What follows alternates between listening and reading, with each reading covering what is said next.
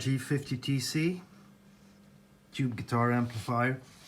All of a sudden it stopped working, so if that happens, and when that happens, we know where to look.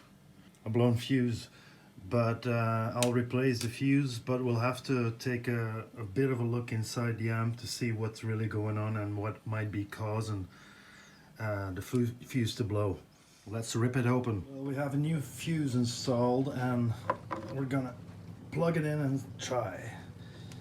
I'm gonna hook up the current limiter as well, so we'll see if there's any shorts.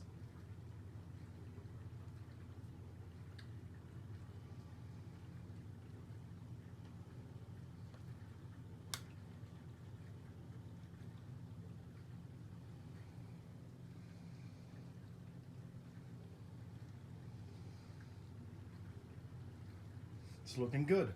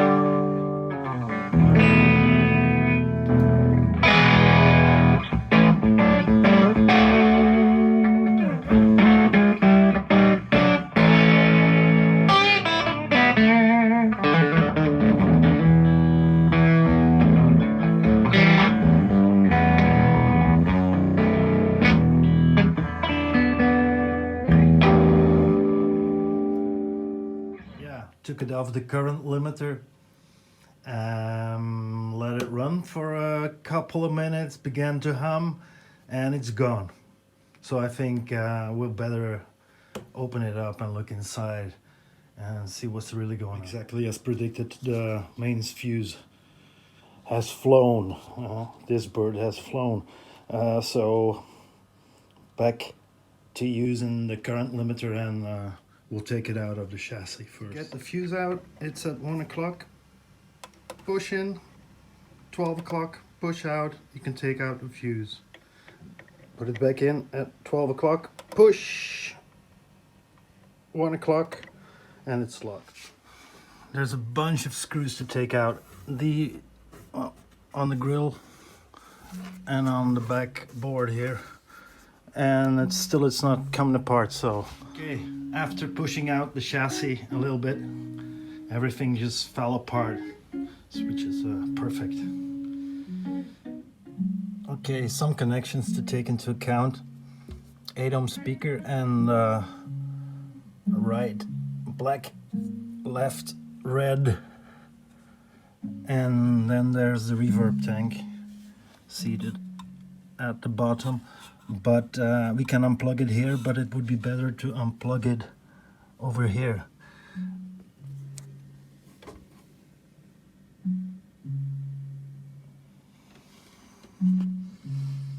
So we can leave all the wiring in place.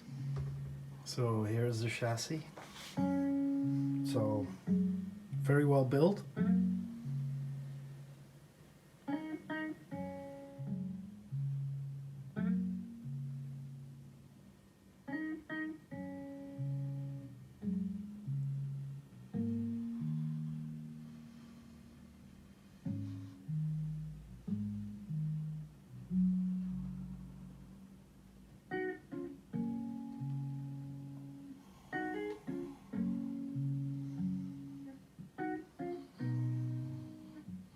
This is probably the main amp section with all the tubes lined up, and as you can tell, there's not much circuitry going on. Same thing as in the old amps. We got some filter caps and a bunch of diodes, a whole bunch of diodes there. We got nice 5-watt screen resistors, I suppose, and it's not really much going on.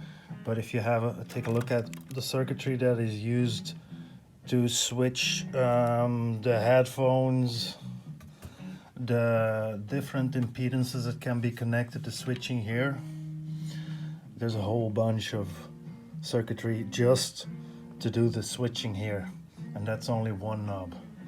And the same thing going on here. This is all the controls. Look at this wood of transistors here. Relays, I suppose, just to do the switching, channel switching and stuff on the main panel here. So, but it doesn't, it looks quite well built, I should say. Quite dusty as well. Let's start. So we saw when the amp was running with the current limiter that there was still a slight short to ground, and when we took it off the current limiter, the fuse blew.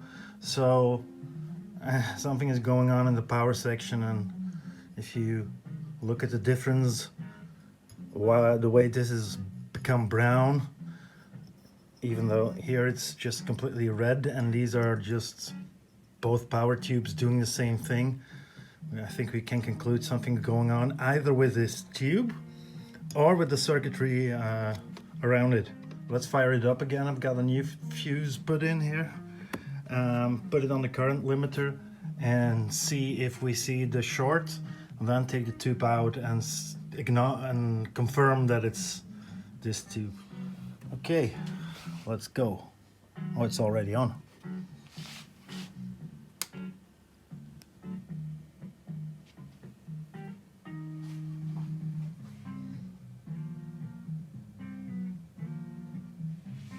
Yeah.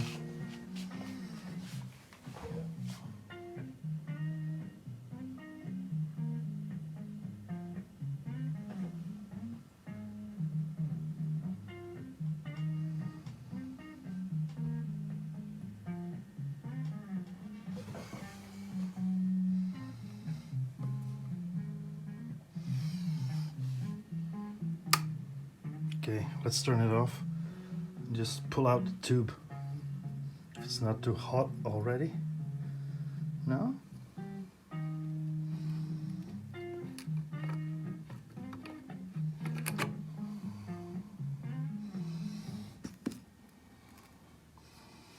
Okay.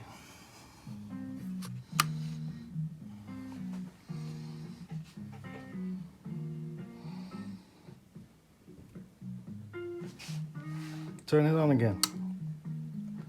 And now take it out of standby.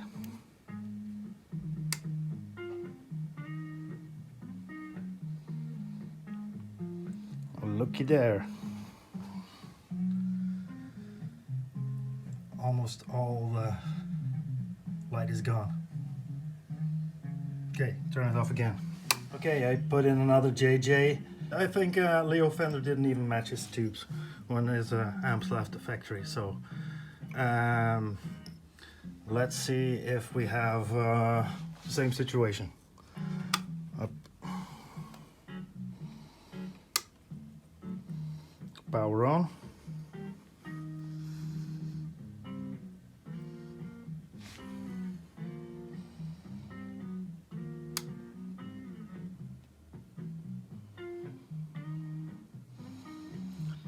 Yeah.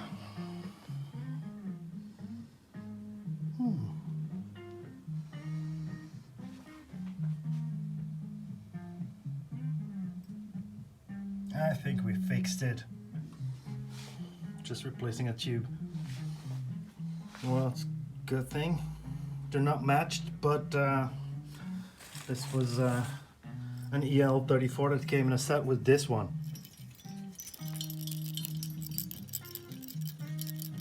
That was the last time I bought JJ tubes. Thank you very much. Come again.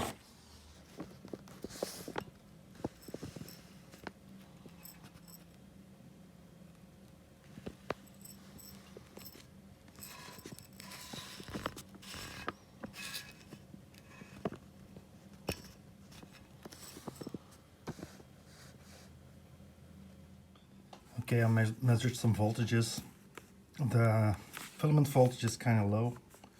Total is Yeah, it's 299 here and 297 on this pin, so together we're just about 6 volts. So the inside of the amp looks kind of clean, the power resistors are all okay, there's no visual damage. So, and it's running okay without the current limiter. So I did realize there's a way to change the bias on this amp, and there are 2 trimmers here which you can adapt or change to change the bias of the amp. It's now at minus 39 volts. It should be 42, so let's fix that. I would have expected you could check these pins for bias, but nah. We'll have to go inside and measure it here on that R11 or R14 resistor here. So now we're at minus 40. Now we have about 42 on one side and 42 and a bit on the other side by just fiddling with these little trimmers here. Okay.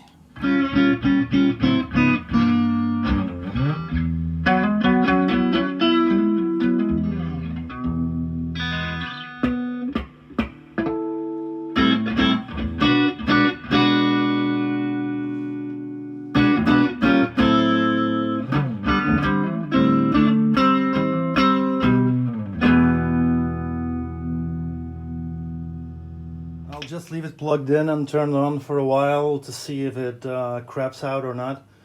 I've got new tubes in the mail, but they won't be coming in until next Monday, I think. But with this JJ unmatched set, but rebiased, it sounds okay. Maybe it doesn't need a pair of new matched tubes. So I think that's okay. I ordered some new tubes from Tube Amp Doctor. Also have some electro harmonics. I'm gonna put these in, and then we'll be good to go. Now it's got this unmatched pair, which is not really presentable. So let's start the EL34LCZ, which should be a bit more resilient, especially in high voltage amps like this one. It's got more than 450 volts on the plates of the power tubes.